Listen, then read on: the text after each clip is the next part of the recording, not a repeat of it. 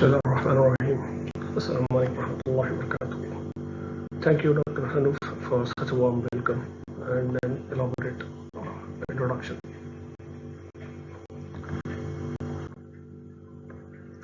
Salutations, peace and blessings upon the Prophet Muhammad sallallahu alaihi wasallam and his entire household.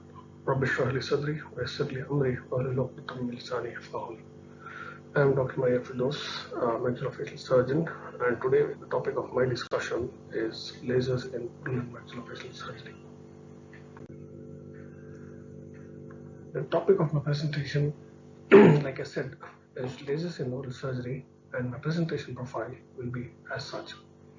I will be talking about the history of lasers, its classifications, the advantages and disadvantages, how to select lasers for dental practice, and its applications with specific examples. Most importantly, laser safety concerns, and I shall conclude this presentation. Laser is an acronym for light amplification by stimulated emission of radiation. Laser device is basically a device that can stimulate atoms or electrons to emit electromagnetic radiation of a specific wavelength and then amplify it, producing a narrow spectrum of light. The distinctive features of laser are its number one, coherence. Each wavelength is identical in physical size and shapes. Number two, it has extraordinary monochromatism, that is one specific color, thus of a single wavelength, and it has high intensity collimation. That is, the photons can be collimated into an intensely focused energy beam that interacts with the target tissues. And most importantly, directionality. In conventional light sources like lamps, torchlights, electric bulbs, etc., photons move at random points. As such, these sources scatter light in all possible directions, whereas the lasers emit light in a particularly focused direction. Lasers are heat-producing devices converting electromagnetic energy into thermal energy. The smallest unit of energy is absorbed by the electrons of an atom or molecule of an active medium, creating a short excitation. Then a quantum is released and a process called spontaneous emission. The mirrors at each end of the active medium return the photons back and forth to permit the emission of the laser beam. As the photons are produced, they continue to travel within the laser chamber, exiting more atoms, which then produce additional photons. The intensity of energy increases within the laser chamber as the chain reaction continues. This is called amplification of the laser beam. When the laser cavity is opened, a beam of light of a singular wavelength is released from the chamber as laser beam. In the history of the lasers, Niels Bohr in 1913 first gave the hypothesis on quantum theory, and Albert Einstein in 1917 created the foundations of laser. That is, he postulated that light is made up of tiny discrete particles called photons, which can be stimulated for emission. It was only after 34 years Charles Hardtown gave theoretical basis for laser by development of microwave amplification by stimulated emission of radiation. This was called a maser. The first successful demonstration of laser was performed by the Theodore Harold Maimin on May 16, 1960. He used a pulsed flash lamp to optically pump a ruby and developed the first working model of laser. He also predicted one of its uses to be in medical sciences. Then in 1961, Leon Goldman, an American surgeon, introduced laser into medical field. He is considered father of the laser medicine, and he has used it to treat retinal tumors.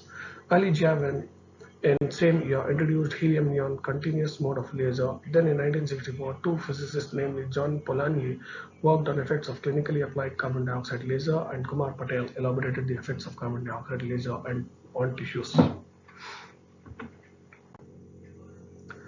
We have come a long way from the first laser to the most advanced present-day laser devices. Goldman went on to publish his findings about the impact of laser on dental caries in the American Journal of Medicine. He inferred the complete disappearance of carious tissues with whitening of the surface upon which laser was exposed without getting hot even after repeated exposure. Decades after the first medical use in the oral cavity and face, lasers are not just an adjunctive tool today, but are an integral part of an oral and maxillofacial surgeon's armamentarium. When lasers were first introduced to the mainstream oral maxillofacial surgery in the mid-1980s, essentially the carbon dioxide laser was available, and primarily because of its outstanding cutting abilities. As laser technology progressed, other medical and surgical specialties introduced different wavelengths which have been adapted for use in the oral cavity or on the face. Use of the lasers has not only added advantages to conventional oral maxillofacial surgical procedures as opposed to a scalpel, it has also given rise to newer procedures which were not possible with conventional tissue cutting tools. Pardon me, this slide is purely physics and I shall not be talking about laser physics as it will be dealt by others following my talk. Moreover, it's very boring. In any case, the parameters of lasers are wavelength, energy, pulse energy, average power, power density, and energy density or fluence, which is the joules per centimeter square. For lasers to be useful in clinical practice, it must be able to effectively deliver laser energy to the target site. The existing range of laser delivery system includes contact and non-contact modes, and the contact mode incorporates ceramic tips or crystal tips, while the non-contact mode has specific handpieces, microscopes, endoscopes via microfibers, or fiber optic delivery system, which use optic strands by and large made of quartz. And there is articulated arm delivery system. This delivery system utilizes a progression of verbalized mirrors, generally 7 numbers, associated with each other, prompting transmission of vitality. The main disadvantage of this method is it requires a precise system for alignment of mirrors. The action of lasers on dental tissues and bacteria depend on the absorption of laser by tissue chromophores, that is, water, apatite minerals, and various pigmented substances within the targeted tissues. The principal action of laser energy on tissue is photothermal, and any mechanisms may be secondary to this process or may be totally independent. Mainly, four categories of interaction types are classified today. These are photothermal interactions, photochemical interactions, photodynamic effects, namely photoablation, plasma-induced ablation, and photodisruption, and finally biostimulation. All these seemingly different interaction types share a single common datum. The characteristic energy density ranges from approximately 1 joule per centimeter square to 1000 joules per centimeter square. The photothermal effects, the energy of the laser irradiation is transferred into heat due to the absorption of the photons by tissue components such as chromophores, enzymes, proteins, or water. Then diffusion of heat through the tissue depends on the thermal properties of the irradiated material. The thermal diffusion and the extent of tissue necrosis are directly related. With low laser power and long irradiation time, thermal necrosis is large, whereas shortening the laser application time reduces the time for thermal diffusion and the zone of necrosis becomes smaller. When laser is exposed, it has a direct interaction with tissues and excuse me. It has a direct interaction with tissues and consequently has certain molecular effects. The photochemical reaction occurs when photon energy causes a chemical reaction. Light can induce chemical effects and reactions within macromolecules or tissues. This occurs as a result of direct excitation of electronic bonds by the laser energy and generally does not destroy or break up the tissues. The light is absorbed into the chromophores and precipitates a biological cascade of events that promotes pain relief and inflammation reduction and does not significantly raise the temperature within the tissues.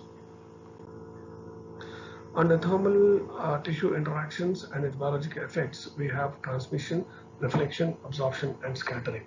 In transmission, the laser energy can pass through superficial tissues to interact with deeper tissues and deeper areas. In reflection, as you can see in the picture on the left, the laser beam bounces off the surface with no penetration or interaction at all. Reflection is usually an undesired effect. Example of reflection is found when erbium lasers reflect off titanium, allowing for safe trimming of gingiva around implant abutments. The absorption characteristics are based on the amount of chromophores within the tissues, that is, example, hemoglobin, melanin, retinol, nucleic acids. As chromophores absorb the wavelength of light, the penetration depth of the lasers in each tissue is proportional to the inverse of the absorption. And a tissue with a high absorption rate will create a steep temperature change within the tissues being exposed. When it comes to scattering of light by tissues, it spreads the laser beam in a diffuse pattern defined by the tissue scatter coefficient. The top right image here in this slide determines the volume distribution of light intensity in the tissues. Once the light is scattered, if it is absorbed, it will affect a volume of tissue larger than the laser's optical spot size. Example of this scattering is Nd:YAG laser energy, which is used to thermally destroy a tumor.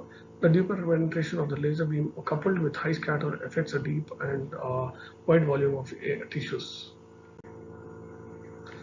The heart tissues are removed through a process known as photodisruptive ablation, and the short pulsed bursts of laser light with extremely high power interact with water in the tissue and from the handpiece, causing rapid thermal expansion of the water molecules. This causes the thermomechanical acoustic shock wave that is capable of disrupting enamel and bony matrices quite efficiently. The photoablation occurs when the energetic photons of the laser light decomposes the molecules by breaking the chemical bonds. In this interaction, photoablation is due to the volume stress as a result of bond breaking. The removal of tissue is performed in a very clean and exact fashion without any appearance of thermal damage, such as coagulation and vaporization. The main advantage of this ablation technique lies in the precision and the lack of thermal damage to adjacent tissues. Different classifications are given for lasers, namely according to their wavelength, a broad classification, according to active medium, according to the lacing medium used, according to the pumping scheme, and based on degree of hazard to exposure.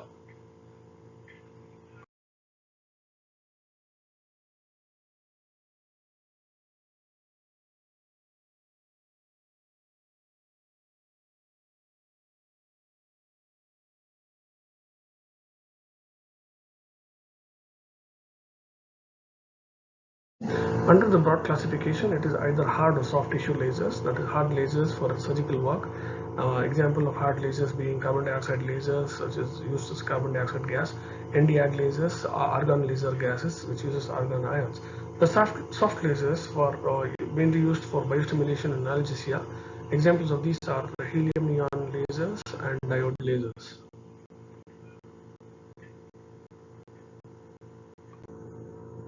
According to the type of medium used, they are solid, liquid, gas, and semiconductor lasers. And according to the lacing medium, they are either erbium lasers, yttrium lasers, or aluminum garnet lasers. According to the pumping scheme, they are either optically pumped or electrically pumped lasers. And according to the mode of operation, they are either continuous or pulsed lasers. Finally, according to the degree of hazard to skin or eye following inadvertent exposure, they can be either class 1, class 2, class 3, or class 4. Class 1 being less than 39 microwatt, which poses no threat of biological damage. And the class 2 to class 4 ranges between less than 1 microwatt to greater than 500 microwatts. The output could harm a person if they were to stare into the beam for a longer period of time in class 2, and whereas in class 4 it is direct viewing and diffuse reflections which can cause permanent damage including blindness. The most common use of lasers in medicine is to induce thermal, photochemical, and photoablative effects on tissues. And the most common types are Nd:YAG lasers, diode, argon lasers, carbon dioxide, laser, and pulse dye laser-based lasers based on their wavelength and the respective clinical applications. The depth of the laser light penetration into tissues is a critical factor in determining the effectiveness of individual laser. And as you can see in the slide, the least penetrative laser is the excimer, whereas the Nd:YAG laser is the deepest penetrative type. A study conducted at the University of Aachen, Germany, proved that a free-running pulse Nd:YAG laser has a penetration depth of approximately 0.1 millimeters to 0.3 millimeters, whereas a continuous wave mode Nd:YAG laser has penetrative depth of up to 6 millimeters. For all practical purposes, I shall only be speaking about carbon dioxide and Nd:YAG lasers in this presentation, as they are the most widely used in dental practice. The carbon dioxide lasers was invented in 1964 by Patel, and it is one of the most widely used lasers in the medical field. It contains a mixture of helium, which is up to 60 to 80%, nitrogen approximately 25%, and carbon dioxide up to 5%. The carbon dioxide laser emits a coherent light beam in the mid-infrared range, at 10,600 nanometers and is excited by a high voltage electrical current. It is invisible, so a red helium neon laser is often used in parallel as an aiming beam for carbon dioxide laser application. The penetration depth in water is about 10 micrometers, that is 0.2 millimeters, with very little scatter, reflection, or transmission. The applications of carbon dioxide laser, this has unique application in the evaporative ablation or photovaporization of a superficial mucosal disease in the oral cavity. It functions as a precise thermal knife for the excision of soft tissue lesions affecting the mucosa or skin. Some of the advantages of carbon dioxide lasers are it provides a sterile surgical field and is bactericidal and viricidal. It leads to minimal cicatrix formation. It has good ability to incise, vaporize, and coagulate. It has reduced local tissue trauma and edema, thereby reduced pain. It gives a precise delivery of energy to diseased tissue with microfibers or microscopes, and it causes minimized tumor cell dispersion by lymphatic sealing. Coming to the Nyer laser, this was discovered by Cusick and co-workers in 1964. The lasing medium is 1 to 2% neodymium doped into an yttrium aluminum garnet crystals. The medium is excited by continuous or flashed xenon lamps or more recently by diode lasers. The laser can emit at several wavelengths in the near infrared, and most frequently used wavelength is 1064 nanometers. And its target chromophores are pigmented molecules such as melanin, hemoglobin, and other proteins, and the penetration depth is 3 to 6 millimeters. The Nd:YAG lasers exhibit minimal surface tissue absorption and maximal penetration. This property allows for coagulation and tissue in depth, coagulation of tissue in depth. And unlike carbon dioxide laser, which has more absorption and less scatter, this has less absorption and more scatter. The applications of Nd:YAG laser is for coagulation of angiomatous lesions, hemostasis in bleeding disorders, and restrictions in vascular tissues, advanced neoplasms, and biopsy, so on and so forth. The difference between carbon dioxide and Nd:YAG laser lies in their differing absorption coefficients. Nd:YAG lasers are much more strongly absorbed in the water. On the other hand, carbon dioxide lasers show very high absorption on the tissue surface. In both lasers, the requirement of anesthesia prior to procedure is very minimal. When it comes to choosing a laser, understanding how photonic energy is minimally invasive requires a basic knowledge of laser physics and how different wavelengths interact with various chromophores such as hemoglobin, melanin, and water. Commercially available dental laser instruments all have emission wavelengths in the range of 488 nanometers to 10,600 nanometers, that is 1 nanometer equals 1 billionth of a meter, and all are non-ionizing radiations. This is to be distinguished from ionizing radiation, which is metagenic as a result of effects on DNA. And considering all the effects we want our lasers to be able to produce, we should realize that laser closest to doing everything is erbium, YAG, which is called the laser for all purposes. Laser choice depends on primarily determining which laser is able to perform the treatments you want the laser to do. Choose between cold and hot laser. Cold laser that uses photobiostimulation to produce an effect without generating heat, whereas hot lasers uses photothermal reaction which generate heat in target tissues to produce an effect. And dental lasers emit thermal or heat radiation. And lasers should be selective and precise with minimal interaction with the tissues. It should achieve good hemostasis with reduced need for sutures. To talk about the advantages of lasers in general, the need for anesthesia or drill is eliminated. Sterilization of the treatment site is easily achieved, and the laser energy incises tissues more efficiently than the scalpel. It is used for contouring procedures. The laser is perhaps the surgical instrument of choice because of its ability to sculpt soft tissues by selective ablation. And there is less blood loss, creates a clean surgical field, allowing increased precision and accuracy and greatly improving the visualization of the surgical site. It also it has advantages of reduced postoperative edema, less postoperative scarring, because laser wounds have been found to contain a significantly lower number of myofibroblasts. This results in less wound contracture or scarring and ultimately improved healing. The dressing and suturing is not required for wound closure, therefore less surgery time and less chances of metastasis or increased patient acceptance.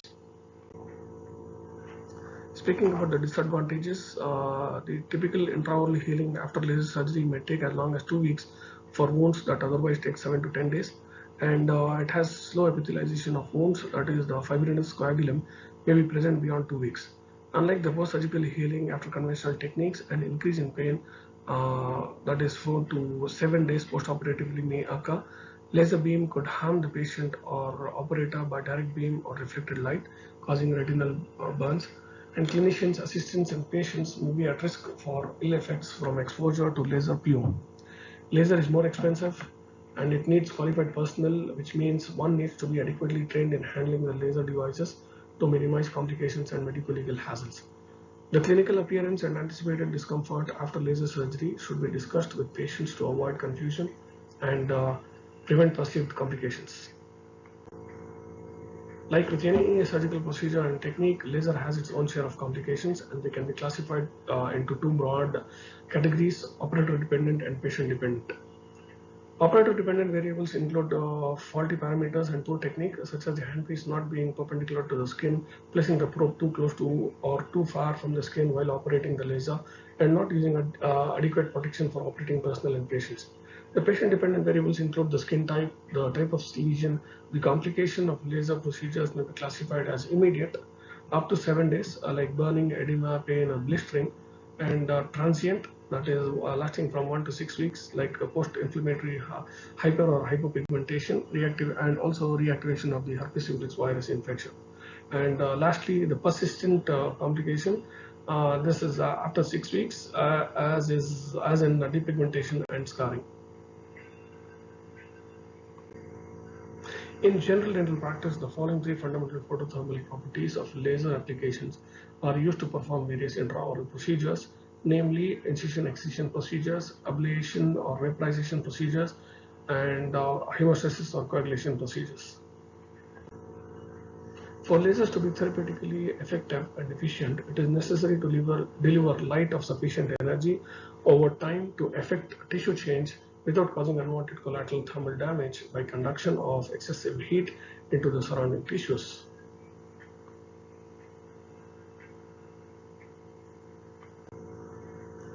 I want to show you the different patterns of laser exposure.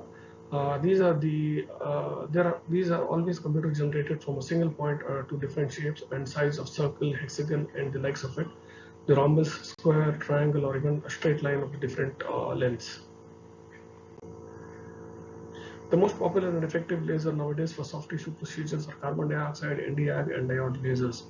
There are many categories of soft tissue procedures that can be treated by lasers, such as gingivectomy and gingivoplasty, frenectomy, deepitalization of reflected flaps, depigmentation procedures, second stage exposure of dental implants, subgingival debridement, curettage, incisional and excisional biopsies of both benign and malignant lesions, removal of granulation tissue, coagulation of graft donor site, and irradiation of abscess ulcers.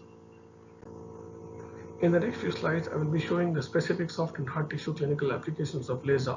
One such entity is low frenulum attachments, and frenectomy is indicated when the frenulum exerts tension on the gingival margins.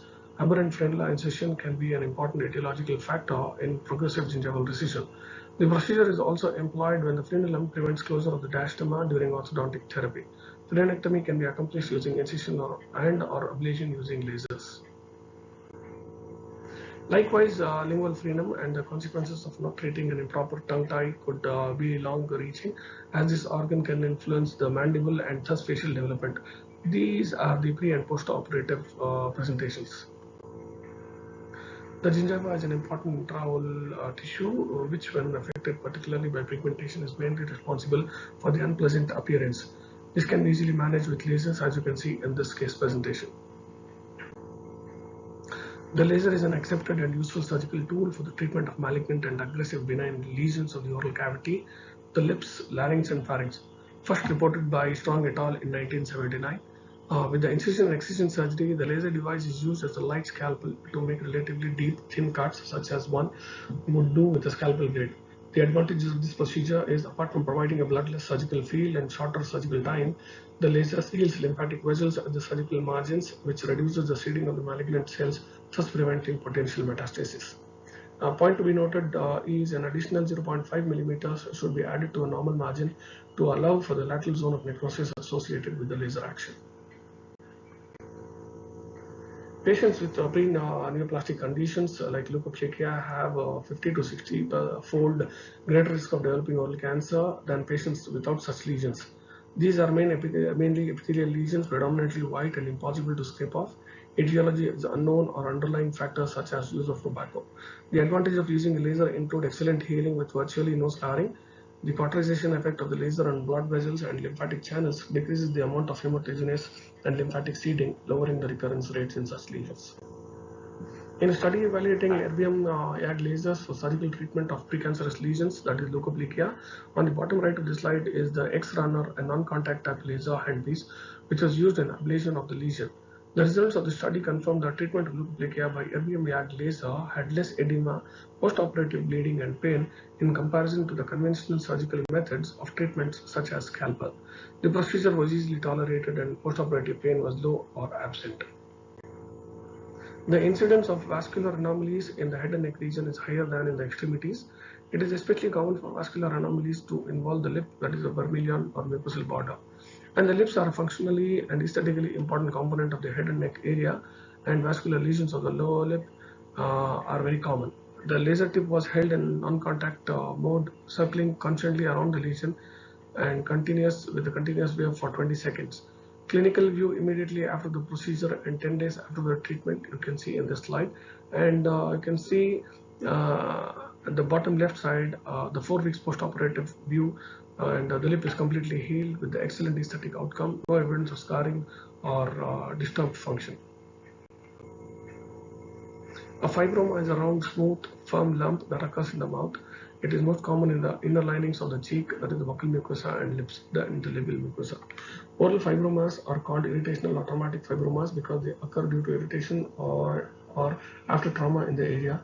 They do not cause any symptoms apart from the feel and appearance. So oral fibromas can be easily removed with use of lasers. The next common place for fibroma is the palate, and likewise laser is an excellent tool to excise such an entity. Laser can be used as adjuncts to removable prosthetic care for many different procedures, including the following: removal of the epilis fissuratum or its reduction, hyperplastic tissue reduction or vestibuloplasty, soft tissue tuberosity reduction, osseous tuberosity reduction, thoracic exostosis reduction, and papillary hyperplasia, nicotinic stomatitis, and other pathologies under maxillary dentures can be easily managed. And osseous adjustments of undercut and irregularly resolved ridges can also be managed using lasers. Lasers in implantology are also helpful.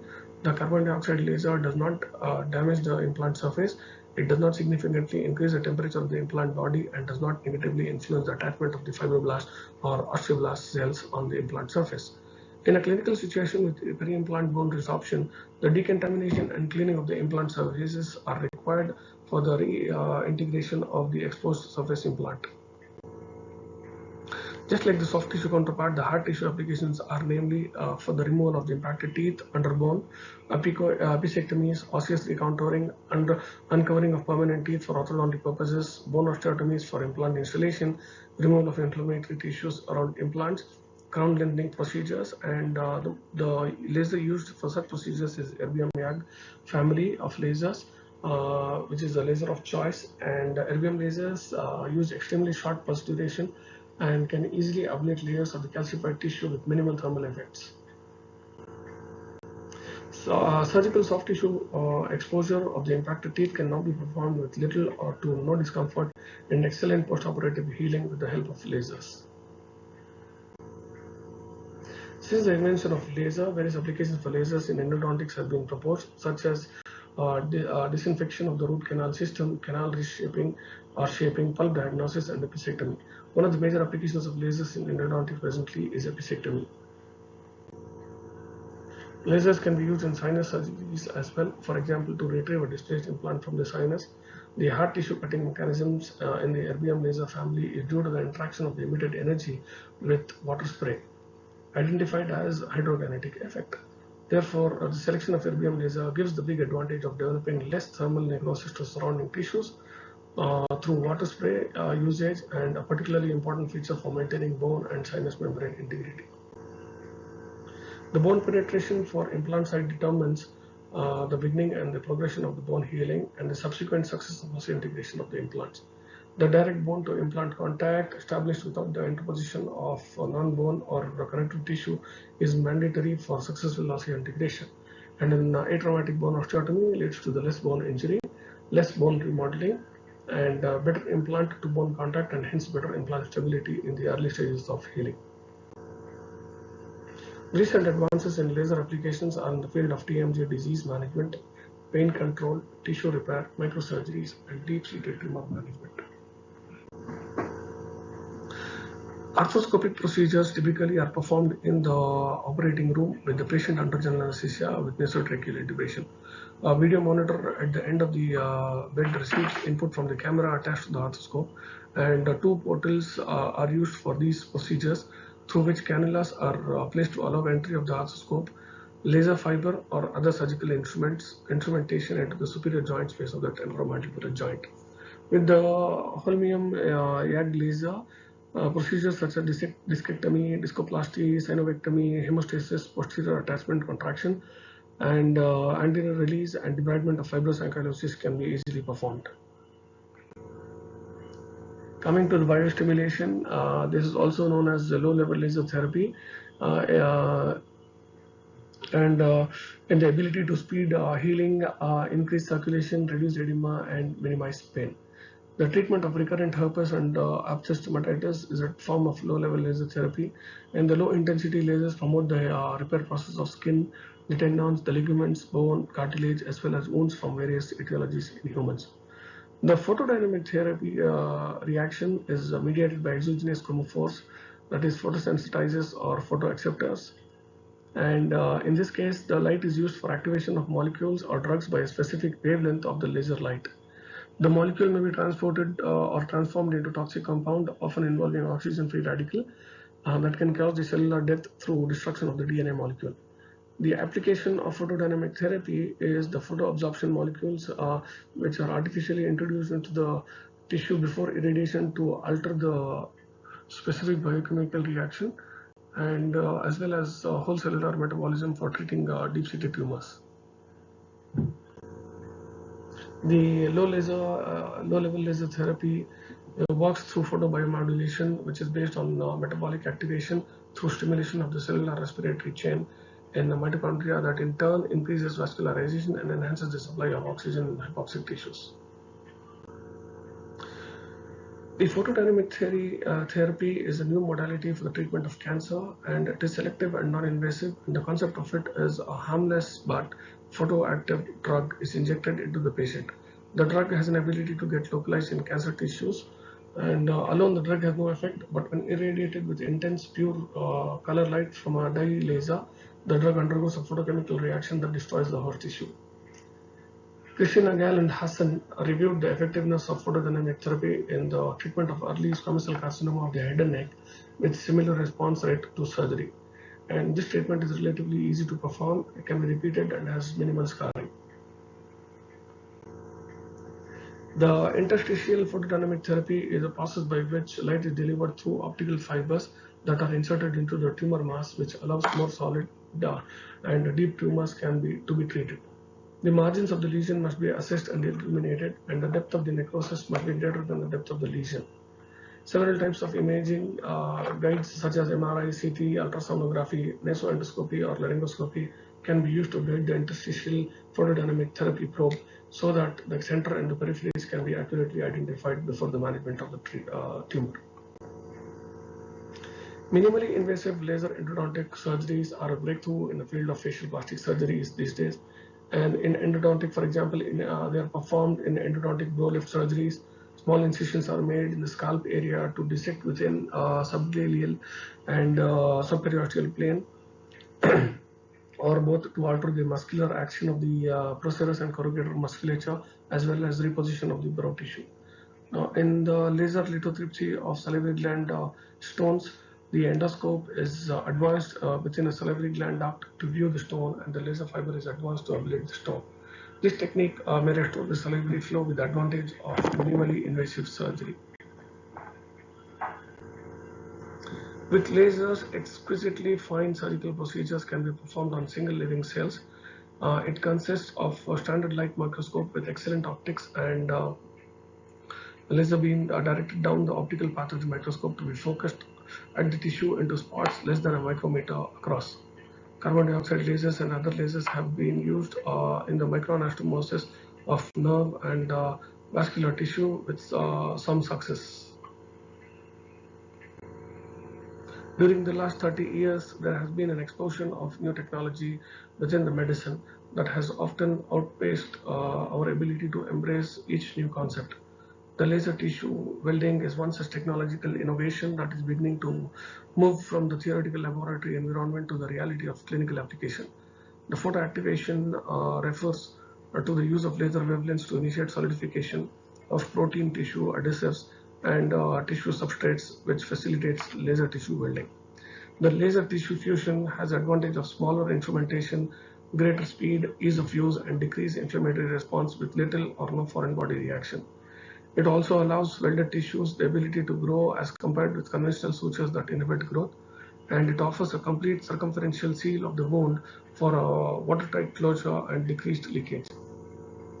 In the next few slides, I'll be talking about some of the hazards associated with lasers.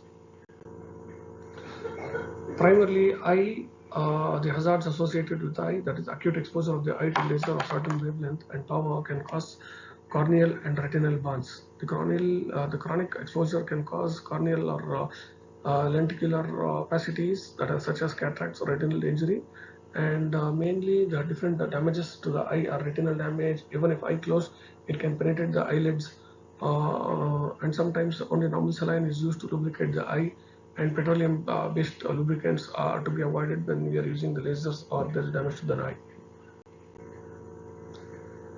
The hazards to the skin: acute exposure to high levels of optical radiation may cause skin burns, while carcinogenesis may occur for ultraviolet and near ultraviolet wavelengths.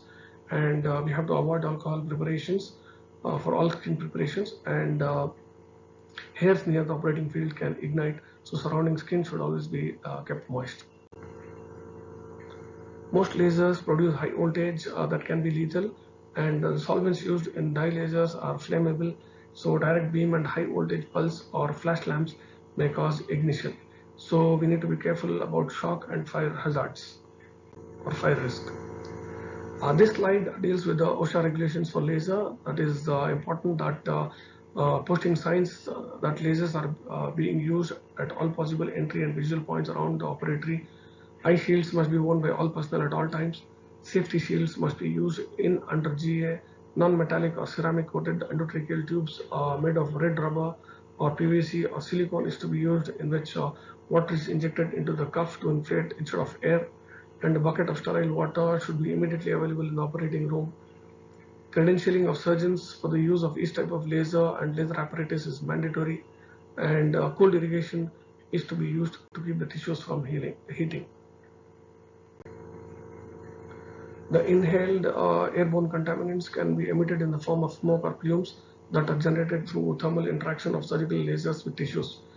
These laser plume evacuation devices, laser plume evacuation devices is used to eliminate the plume or smoke, which is irritant to the pulmonary tree, as it carries particles of tissue and microorganism. And in addition, masks are necessary to be used by the medical staff. The protocol for treatment of airway fire is primarily primary. It can be broadly classified into primary protocol, secondary protocol, tertiary, and early management. The primary protocol involves stop the procedure, improve the ventilation, disconnect oxygen, extinguish fire with saline, and remove endotracheal tube to prevent thermal and chemical injury of the tracheobronchial tree. And the secondary protocol is reintubate with smaller endotracheal tube or rigid bronchoscope to remove the debris, lavage the trachea, and evaluate the damage to lower airway, and if need be, perform tracheostomy. Tertiary, steroids prescription as necessary, and antibiotics as prophylactic, otherwise not used in burn victims unless otherwise indicated. Patient is put in a high humidified environment at positive pressure ventilation with positive and expiratory pressure. Positive and expiratory pressure. And in the early management, place the patient in reverse isolation, that is, culture the tracheobronchial tree as needed, repeat endoscopy as needed to assess the damage to the airway. There are certain precautions which have to be taken against the laser radiations, such as the during a surgical field preparation, alcohol is to be avoided. If not, the alcohol should vaporize completely before draping. Inflammable agents like ether and cyclopropane is absolutely contraindicated in laser surgeries.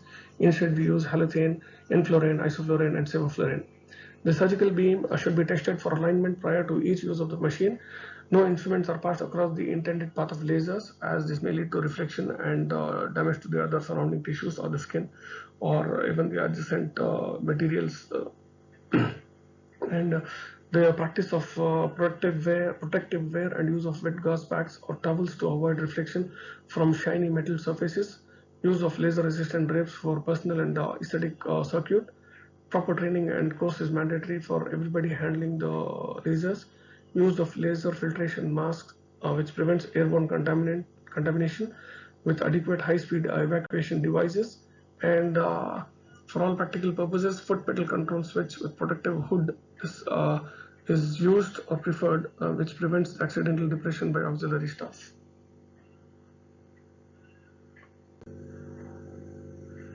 As Dr. Myman, the inventor of the first laser, stated, the medical applications of the laser is fascinating for two reasons.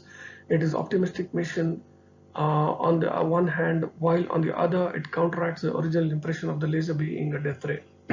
So when a clinician decides to use a laser as part of a treatment, it is essential that the user has a clear understanding of photobiology and the interactions of non-ionizing electromagnetic radiation with tissues and the molecular components that comprise tissues. Although lasers cannot replace all of the conventional procedures in dentistry, its use enables some procedures to be performed differently than the conventional techniques, and its development in the field of dentistry continues to expand further, enabling greater patient care. And I end my presentation by saying lasers are new and different scalpel. Thank you.